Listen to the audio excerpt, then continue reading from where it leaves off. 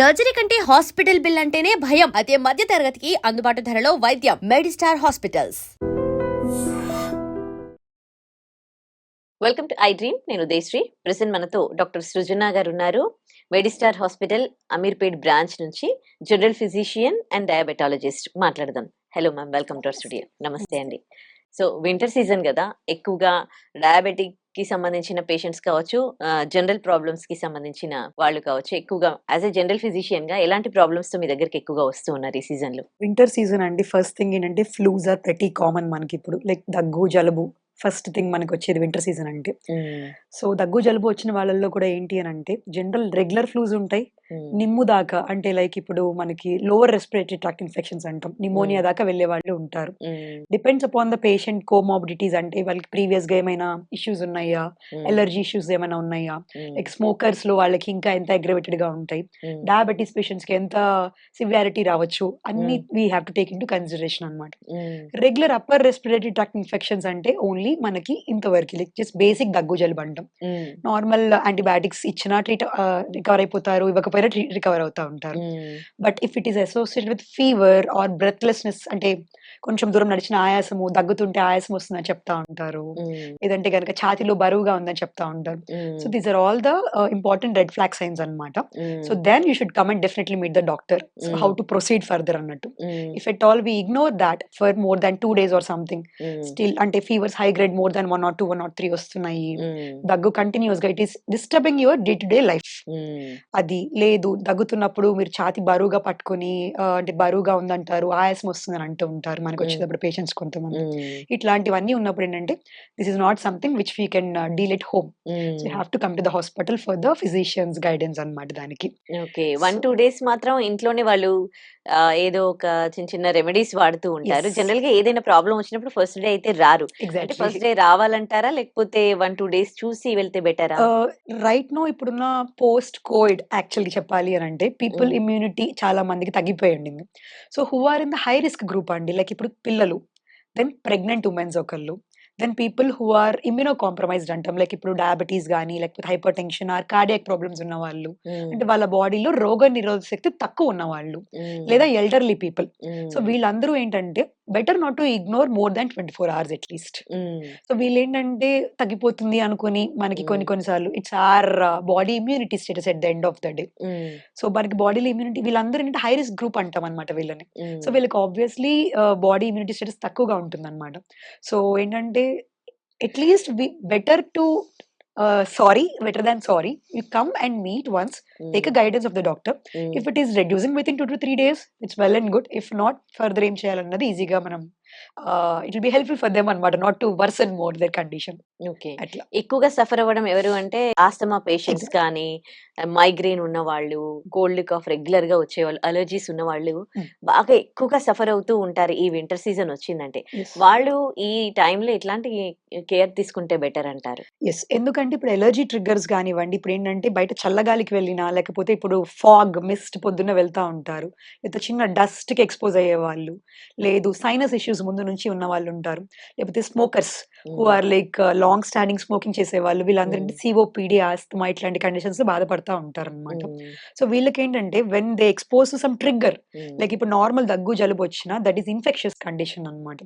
లేదు ఆస్తమా ఉన్న వాళ్ళు ఏంటంటే some allergy trigger for food or dust, pollen, anything, వీళ్ళకి ఏంటంటే మనకి ఎయిర్ వే అన్నది ముడుచుకుపోతుంది, అబ్స్ట్రక్షన్ అయిపోతుంది. సో ఇట్లాంటి వాళ్ళు ఏంటంటే ఇట్లాంటి చలికాలం వచ్చినప్పుడు when they are travelling outside they have to cover their mouth and ears అన్నమాట. Nose, mouth and ear cover చేసుకోవాలి, గాలి వెళ్ళకూడదు. అండ్ బెటర్ ఎర్లీ మార్నింగ్ లో ఉన్నప్పుడు ఏంటంటే దే షుడెంట్ ట్రావెల్ అనమాట, చల్లగాలికి వాటి ట్రావెల్ చేయకూడదు. ఏసీకి కానీ ఫ్యాన్ కి కానీ డైరెక్ట్ గా కూర్చోకుండా ఉండడం కానివ్వండి. Smoking it's better to avoid at that time. So they are addicted, at least lessen it up. So then వచ్చేసి ఎలర్జీ ట్రిగ్గర్స్ ఏమవుతున్నాయో చూసుకుంటూ ఉండడం. సో ఇట్లాంటి వాళ్ళు ఏంటంటే కొంచెం దగ్గు జలుబు వచ్చినా కూడా not to ignore these things అనమాట, బికాస్ వాళ్ళ ఎయిర్ వే ఆల్రెడీ ఏంటంటే కాంప్రమైజ్ అయి ఉంటుంది కాబట్టి it is not easy for the body to send the infection out. So వీళ్ళకి ఏంటంటే నార్మల్ గా విత్ ఇన్ రెగ్యులర్ గా వచ్చే మనకి ఎట్లా అయితే 2-3 days తగ్గిపోతాయి అనుకుంటాము, will take a week time for them approximately. So these people are someone ఇలా మనం కేర్ తీసుకుంటే గనక అవాయిడ్ చేసుకోవచ్చు అన్నమాట ఇవన్నీ ఓకే. కూడా. డయాబెటిస్ పేషెంట్‌లో ఈ వింటర్ సీజన్ ఎఫెక్ట్ అనేది ఉంటుందా అండి?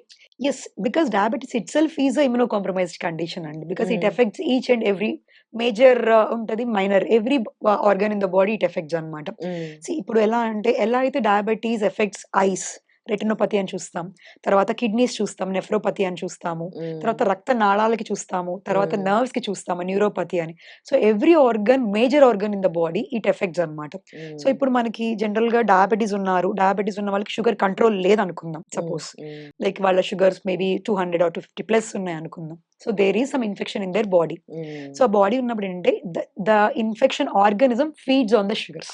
హ్మ్. So we have to keep that under control. ఇట్లా ఉన్నప్పుడు కంట్రోల్ లేనప్పుడు ఏంటంటే organism already it feeds on that కాబట్టి it starts multiplying in our body అన్నమాట.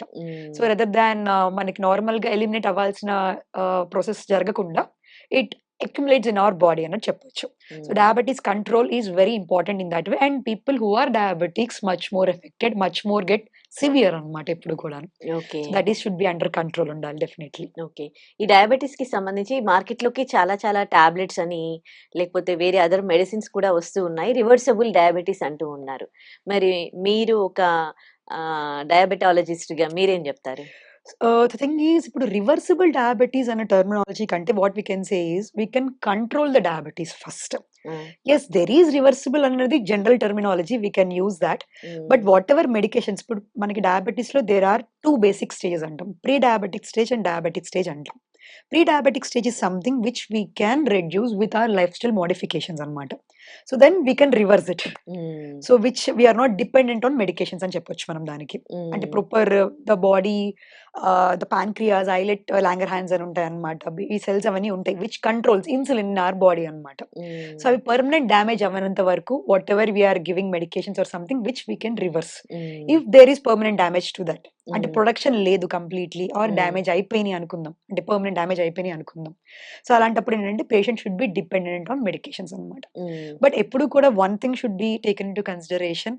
Only medications won't hmm. Reduce your diabetes. Life hmm. Style modifications are pretty important అన్నమాట hmm. దానికి. Okay. So in that way recently people are looking these medications like Mounjaro, ozempic and ఇవన్నీ కూడా చూస్తున్నారు.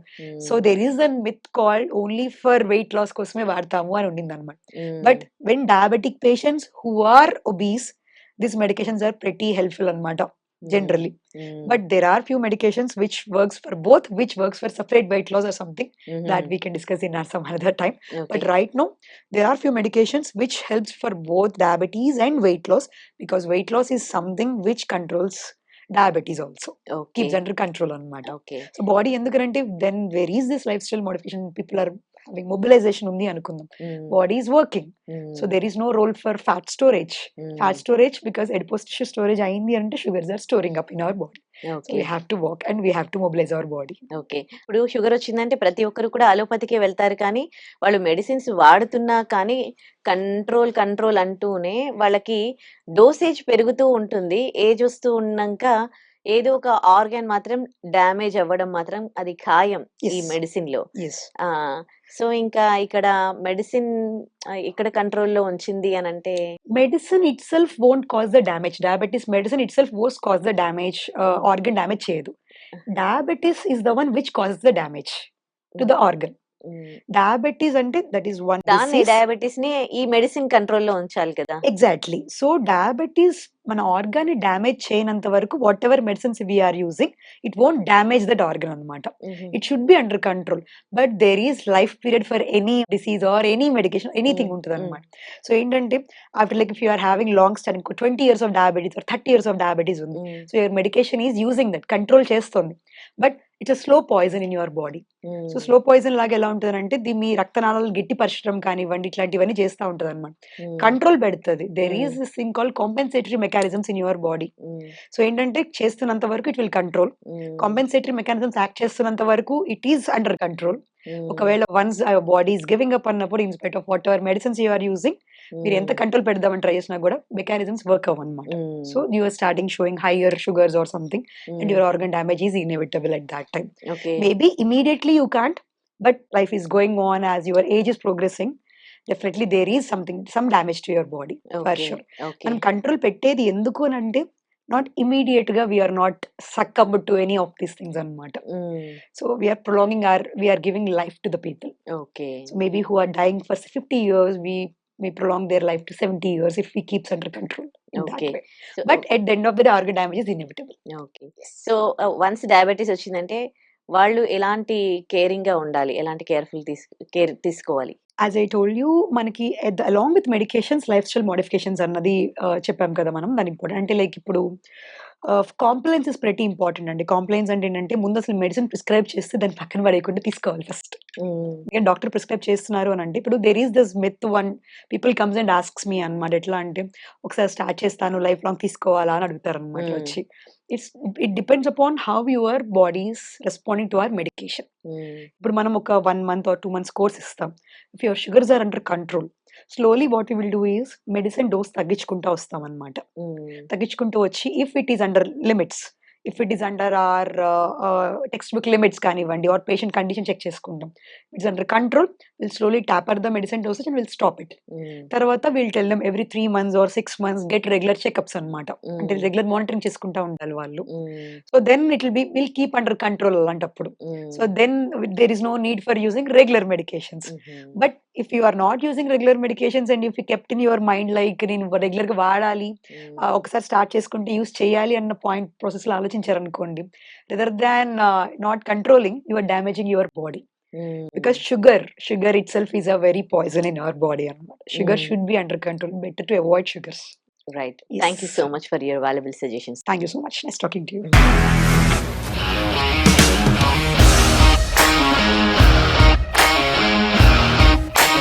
ఇండస్ట్రీలో commitment issues వస్తే నీకు కూడా వచ్చినట్టు? మార్నింగ్ తీసుకెళ్ళానంటే కొట్టి పడేసారు.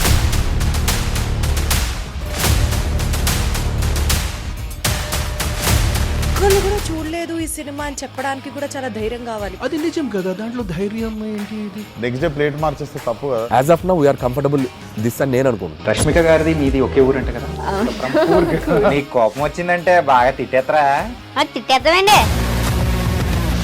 నిజంగా గేమ్ ని ఎలా చేంజ్ చేయగలిగారు? ఏపీఎస్ఎఫ్సి వాళ్ళకి 6 నెలల్లో నేను 6 లక్షలు కట్టా. బిజినెస్ చేయాలనుకుంటే it is as difficult as riding a tiger.